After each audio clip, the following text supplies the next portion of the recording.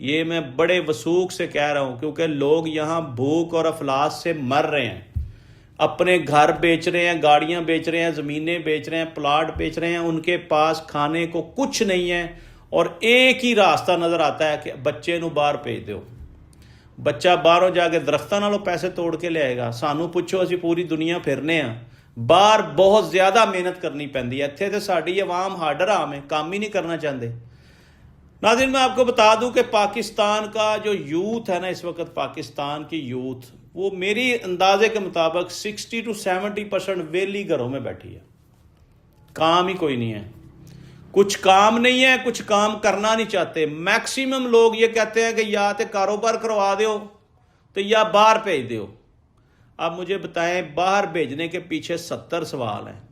یہاں جو agent mafia بیٹھا نا، اس نے کینیڈا امریکہ کا کروڑ روپیہ ریٹ رکھا ہوا ہے، اور کوئی پوچھنے والا نہیں ہے، اور وہ کروڑ روپیہ لے کے لوگوں کو ویزے لگوا کے دے رہے ہیں۔ کون لوگ ہیں یہ؟